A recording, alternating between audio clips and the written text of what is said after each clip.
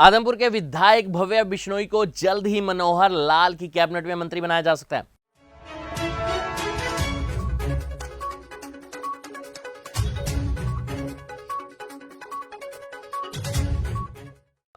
नमस्कार, मैं गौरव और आप देख रहे हैं एन1 लाइव हरियाणा।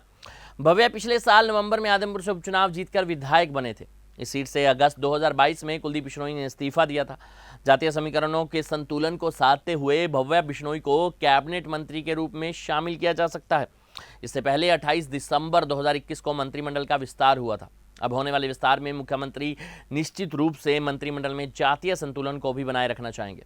वर्तमान मंत्रिमंडल की बात करें तो 4 मंत्री जाट, 2 अनुसूचित जाति, 1 वैश्य समुदाय से है, 1 पंजाबी, 1 यादव, 1 मंत्री रामदासिया समुदाय से है, 1 गुज्जर हैं तो 1 ब्राह्मण समाज से भी हैं। करीब 1.5 साल बाद होने जा रहे इस विस्तार में एक नया मंत्री बनाया जाना है। दरअसल अक्टूबर 2019 के विधानसभा चुनाव में भारतीय जनता पार्टी को 40 सीटों पर जीत मिली। जसपा के 10 विधायकों और कुछ आजाद विधायकों के साथ मिलकर सरकार बनाई। 27 अक्टूबर 2019 को मनोहर लाल खट्टर ने मुख्यमंत्री जबकि दुष्यंत चौटाला ने उप मुख्यमंत्री पद की शपथ ली। 15 नवंबर 2019 को 10 मंत्री बनाए गए। इनमें से 6 कैबिनेट जबकि 4 राज्य मंत्री बनाए गए। वैसे भी हरियाणा की राजनीति में 3 लालों चौधरी देवीलाल, चौधरी बंसीलाल व चौधरी भजनलाल का एक ऐसा दौर रहा है जिसे आज भी याद किया जाता है। इन तीनों ही लाल परिवारों के सदस्यों ने भी राजनीति में खास मुकाम हासिल किया है। इन लाल परिवारों में चौधरी भजनलाल परिवार ने भी सियासत में कई रिकॉर्ड कायम किए हैं। सीएम भजनलाल 3 बार हरियाणा के मुख्यमंत्री रहे, तो सबसे लंबी अवधि तक मुख्यमंत्री पद पर बने रहने का रिकॉर्ड भी उन्हीं के नाम है। वे केंद्र में मंत्री रहे तो 3 अलग अलग संसदीय क्षेत्रों हिसार, फरीदाबाद व करनाल से भी सांसद चुने गए। बेशक चौधरी भजनलाल अब इस दुनिया में नहीं है, मगर उनके परिवार का प्रभाव आज भी हरियाणा के साथ साथ राजस्थान के अनेक क्षेत्रों में बरकरार है।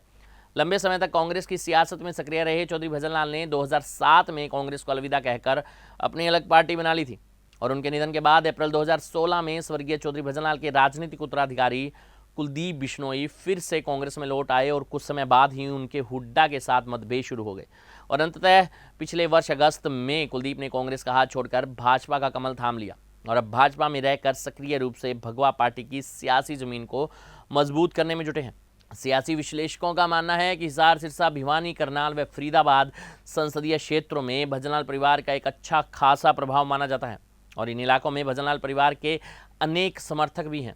ऐसे में इन क्षेत्रों में चौधरी कुलदीप बिश्नोई भाजपा के लिए आगामी चुनावों में काफ़ी मददगार साबित हो सकते हैं। इन विश्लेषकों का मानना है कि अगर भाजपा नेतृत्व भविष्य में कुलदीप बिश्नोई को कोई भी बड़ी जिम्मेदारी देता है तो निश्चित रूप से इसका भी फायदा भाजपा को हरियाणा के साथ साथ राजस्थान में भी मिल सकता है, क्योंकि राजस्थान में भी अनेक क्षेत्रों में भजनलाल परिवार का प्रभाव माना जाता है। सियासी प्रवेशकों का मानना है कि खुद चौधरी भजनलाल व कुलदीप 2 बार हिसार से सांसद रह चुके हैं। 2004 में तो चौधरी कुलदीप बिश्नोई ने भिवानी लोकसभा सीट से चौधरी बंसीलाल के बेटे सुरेंद्र सिंह व चौधरी अजय सिंह चौटाला को हराया था। ऐसे में भिवानी भी एक तरह से कुलदीप बिश्नोई की कर्मभूमि रही है। सिरसा, हिसार व भिवानी क्षेत्रों में आज भी चौधरी भजनलाल परिवार के अनेक कट्टर समर्थक हैं। वहीं दूसरी ओर कुलदीप बिश्नोई का जहां हरियाणा के कई हिस्सों में प्रभाव है तो राजस्थान भी 6 लोकसभा क्षेत्रों और 37 विधानसभा सीटों में बिश्नोई मतदाता निर्णायक भूमिका निभाते हैं। कुलदीप बिश्नोई पिछले चुनाव में बिश्नोई बहुमूल्य सीटों पर कांग्रेस के लिए प्रचार कर चुके हैं और इनमें से अधिकांश सीटों पर कांग्रेस को काफ़ी फायदा मिला था। ऐसे में इस वर्ष के अंत में होने वाले राजस्थान के विधानसभा चुनाव में भी कुलदीप एक महत्वपूर्ण भूमिका अदा कर सकते हैं। हमारी खास रिपोर्ट।